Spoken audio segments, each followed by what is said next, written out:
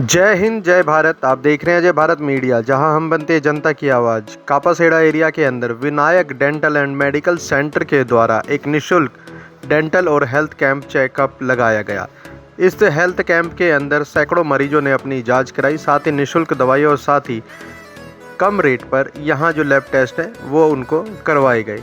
आपको बताना चाहेंगे डॉक्टर विकास यादव, जिन्होंने बताया कि किस तरह से हमें अपने दांतों की स्वास्थ्य की रक्षा करनी चाहिए और आने वाले समय में हमें दांतों को लेकर के क्या क्या प्रिकॉशंस लेने चाहिए, जिससे कि हमारे दांत आजीवन हमारे साथ बने रहे। इस खबर के माध्यम से हम आपको पूरी जानकारी दे रहे हैं, आरसीटी की पूरी जानकारी दे रहे हैं, साथ ही महिलाओं से संबंधित जो परेशानियां हैं उनके बारे में विस्तार से हम आपको जानकारी दे रही हैं। इस खबर को शेयर ज़रूर कीजिएगा, क्योंकि आपका एक शेयर और एक लाइक और एक कमेंट्स हमारे हौसले को लाखों गुना बढ़ा देता है। देखिए ये खास खबर हमारी। धन्यवाद। जय हिंद जय भारत। मेरा नाम डॉक्टर विकास यादव है।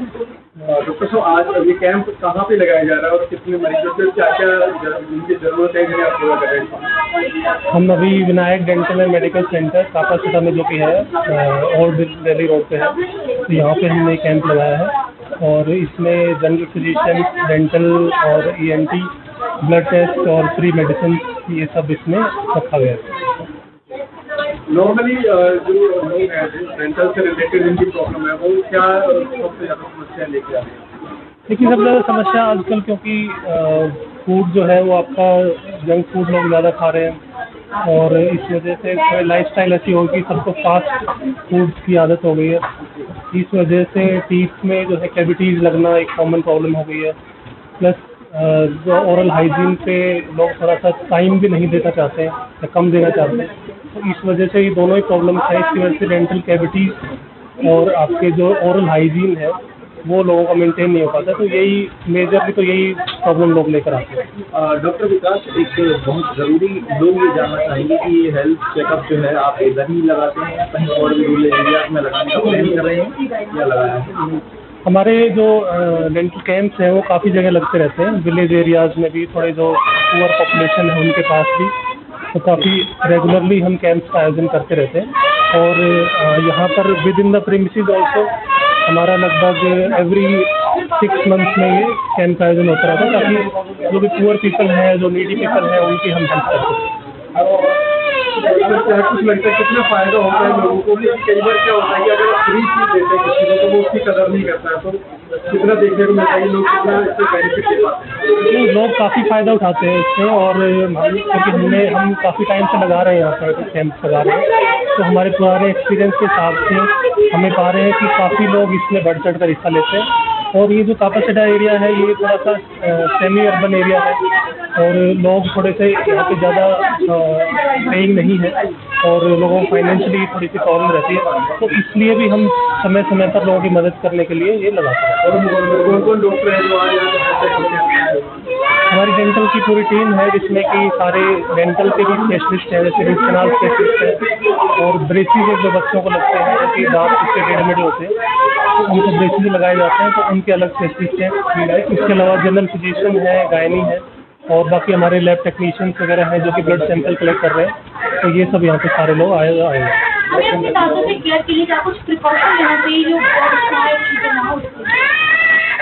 बेसिक प्रिकॉशन तो यही है कि आप एटलीस्ट 2 बार दिन में ब्रश करें, और एक जो चीज़ है जो लोगों को कम पता है शायद, वो ये है कि हम डेंटल फ्लॉस का इस्तेमाल नहीं करते हैं। डेंटल फ्लॉस हम मतलब एक लोग अवॉइड कर देते हैं, तो dental floss come use. Dental floss is something, dental floss होता है कि ब्रश के साथ में हम एक ब्रश जो है दांत को सिर्फ अंदर और बाहर से क्लीन करती है, डेंटल फ्लॉस दांत के बीच के हिस्से में क्लीन करती है। मेजरली कैविटीज वही लगने के चांस होते हैं, तो मैं यही एक टिप देना चाहता हूँ सभी को कि आप डेंटल फ्लॉस का इस्तेमाल जरूर करें। बहुत धन्यवाद। Thank you. मेरा नाम डॉक्टर शिल्पा शर्मा है। मैं प्रोस्टोडोंटिस्ट हूँ जो डेंचर्स वगैरह में डील करते हैं। जो मोस्टली जो बुज़ुर्ग लोग होते हैं जिनके एक भी दांत नहीं होते, उनको डेंचर्स प्रोवाइड करते हैं ताकि वो आराम से खाना वाना खा सके और अपनी डेली एक्टिविटीज़ कर सकें। क्या रीज़न होती है? देखिए, मेनली जो सिस्टमिक डिजीज़ेज होते हैं जैसे डायबिटीज़ हो गया और जो भी BP वगैरह हो गया, जिसको डायबिटीज़ होती है मोस्टली उनमें बोन रिजॉर्प्शन ज़्यादा होता है, जिसकी वजह से टीथ हिलने लग जाते हैं और हिल के टूट जाते हैं। या फिर ज़्यादा डीके हो गया तो उसकी वजह से भी ज़्यादातर दांत ख़राब हो जाते हैं, फिर वो निकालने पड़ते हैं, फिर सारे दांत फिर वापस से रिप्लेस हो जाते हैं। आजकल जो दांत लगाने की विधि है वो कई तरह की आ रही है, तो सबसे बेस्ट किसको मानते हैं, कौन सा ट्रीटमेंट सबसे अच्छा है? हाँ, सबसे बेस्ट जो सबसे ज़्यादा सक्सेस रेट जिसकी है उसको डेंटल इम्प्लांट्स बोलते हैं। उसमें बेसिकली हम लेमन टर्म्स में उसको स्क्रू बोलते हैं, जो कि जो भी हड्डी होती है वहाँ पे हम स्क्रू लगाते हैं, फिर उसके ऊपर हम टीथ रिप्लेस करते हैं। तो ज़्यादातर आजकल जो ट्रेंड में चल रहा है दैट इज़ डेंटल इम्प्लांट्स। बाकी रिमूवेबल प्रोसेसेस तो लगाते ही हैं, वो तो ट्रेडिशनल है ही जो सालों से चलता आ रहा है। उसमें भी अलग अलग वेराइटीज़ आ गई, बहुत एडवांसमेंट्स आ गए हैं, अलग अलग अच्छे अच्छे मटेरियल्स यूज़ होते हैं जो ज़्यादा ड्यूरेबल होते हैं। आपने बात की डेंटल इम्प्लांट की, जिसमें स्क्रू के द्वारा किया जाता है। कई लोगों का ये मानना है कि बाद में उससे तकलीफ होती है, लोगों को घाव हो सकते हैं, तो ऐसा कुछ होता है क्या? नहीं, ऐसा कुछ नहीं होता क्योंकि इसमें भी वैराइटीज़ होते हैं। जैसे कि जो टाइटेनियम कोटेड होते हैं, जो नोबल मेटल होता है, वो बायोकम्पैटिबल होता है, तो वो बॉडी के साथ रिएक्ट नहीं करता है। बाकी पेशेंट कैसे अपना हाइजीन मेंटेन करके रख रहा है और उसको कोई सिस्टमिक डिजीज़ तो नहीं है, उन सब चीज़ें भी वो भी फैक्टर्स होते हैं जो ध्यान में रखने होते हैं। नॉर्मली आजकल क्या है कि यंगस्टर जो है, जो यूथ है, उनके भी दांत बहुत जल्दी खराब हो जाते हैं, कीड़ा लग जाता है, तो असल में यूथ को आप क्या सलाह देंगे? बेसिकली ये इसीलिए हो रहा है because of the food habits. Mainly जो मैदा जो होता है वो ज़्यादातर दांतों पे चिपक जाता है and it does not gate cleaned by itself, तो आपको रेगुलर क्लीनिंग कराते रहना पड़ेगा। ठीक है, जो भी हम स्नैक्स खाते हैं, pizza, burger for example, youth ज़्यादा खाते हैं तो वो चिपका रह जाता है, जिसकी वजह से डीके हो जाता है और फिर वो दांत खराब होते जाते हैं, तो वो सब अवॉइड करना है। या उससे रिलेटेड जो चीज़ें हैं, हाँ, आजकल लोगों में मोमोज का चलन बहुत ज़्यादा हाँ, है, पिज्जा, बर्गर, इन सब चीज़ों को मतलब कम खाएं या फिर खाने के बाद में? देखिए, खाने के बाद अच्छे से सफाई रखना ज़्यादा ज़रूरी है। जितना अच्छे से आप दांतों की सफाई रखेंगे उतना अच्छे से दांत रहेंगे, और बाकी आप फ्रीक्वेंट डेंटल विजिट्स तो करते ही रहना पड़ेगा।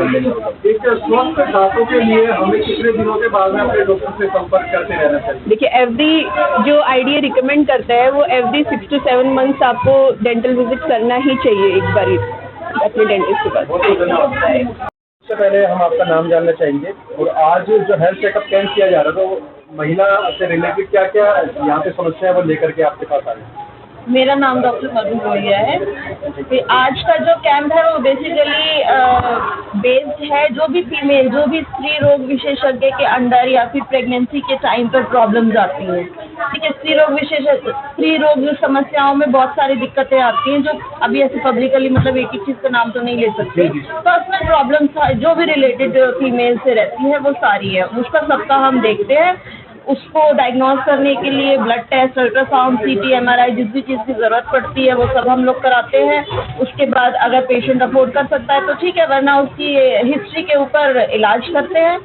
और दूसरी चीज़ें हमारे पास स्पेशलिटी अगर देखा जाए तो बांझपन का इलाज, जिनको बच्चा नहीं हो रहा है, बहुत टाइम से बच्चे के लिए ट्राई कर रहे हैं, बच्चा रुक नहीं रहा है और बार बार ख़राब हो जाता है, उस चीज़ का इलाज।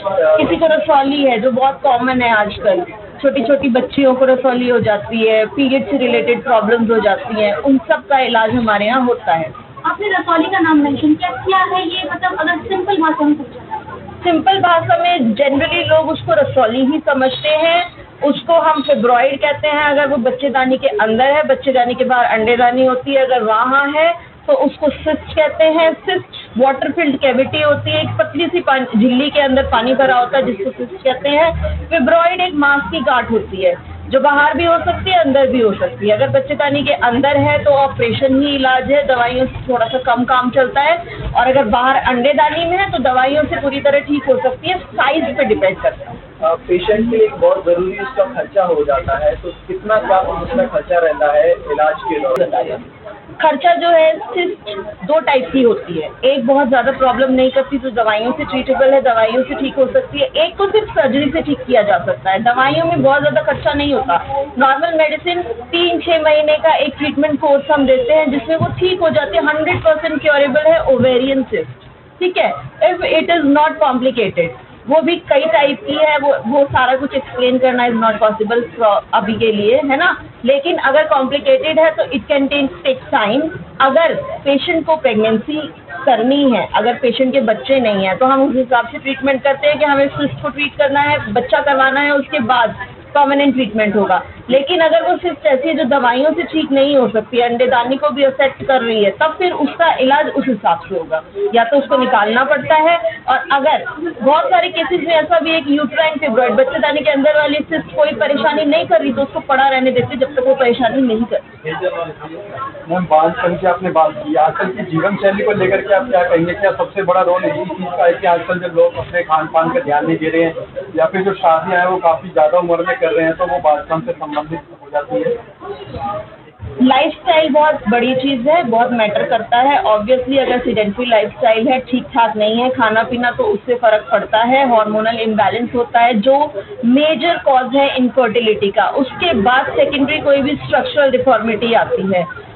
शादियाँ लेट होना ठीक है, लेट 30s में थोड़ी सी प्रॉब्लम होती है, but it is not impossible. अगर उस टाइम पर भी आपका लाइफस्टाइल ठीक है, आपका खाना पीना ठीक है, तो it is very much possible कि प्रेगनेंसी की जा सकती है। बट अगर खाना पीना लोगों का, जैसे आजकल बहुत हाई सोडियम डाइट, बहुत फास्ट फूड लोग खाते हैं, उससे पीरियड रिलेटेड इश्यूज ही आते हैं ना सबसे पहले, कि प्रेगनेंसी नहीं हो रही है, डेट टाइम से नहीं आ रही है। और उसका सबसे बड़ा वजह यही है कि लोगों का टाइम से सोना, जागना, खाना पीना, और फिर वर्क कल्चर भी तो ऐसा ही है ना।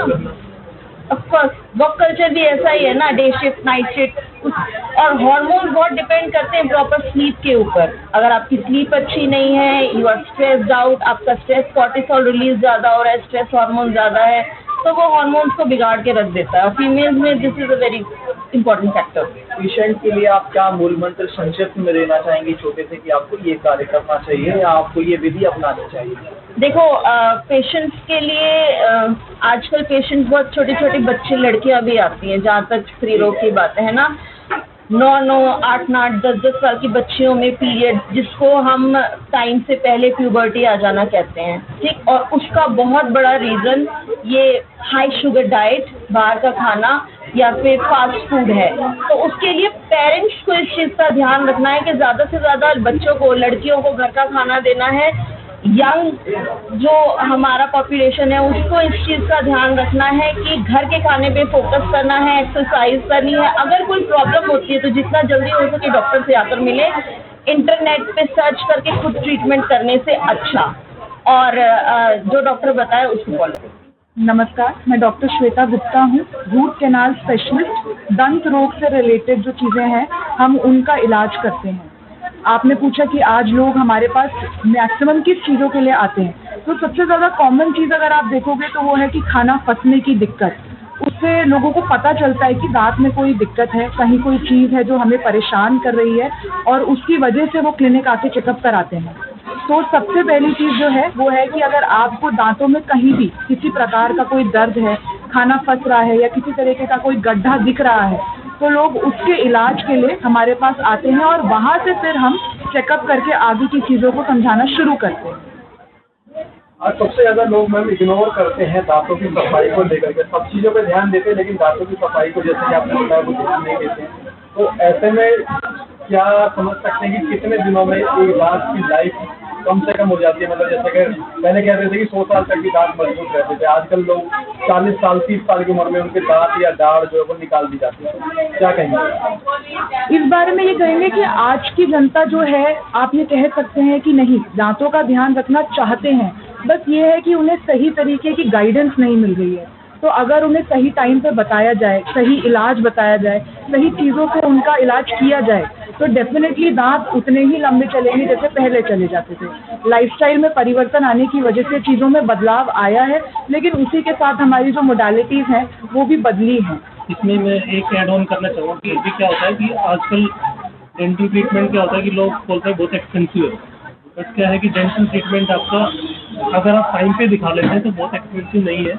तो ये भी एक मेजर टिप है लोगों के लिए, जो जनरल पब्लिक के लिए, कि आप जैसे ही आपको कोई प्रॉब्लम हो उसी टाइम आप डेंटिस्ट को विजिट करें, तो आपका खर्च भी काफ़ी कम लगेगा। जितना लेट करते हैं उतना एक्सपेंस डेंटल का बहुत बढ़ जाता है। तो फिर लोग ये एक कंप्लेंट यूजुअली करते हैं कि डेंटल ट्रीटमेंट बहुत महंगा होता है। तो महंगा इसलिए कि आप बहुत लेट आप डॉक्टर के पास जाते हैं।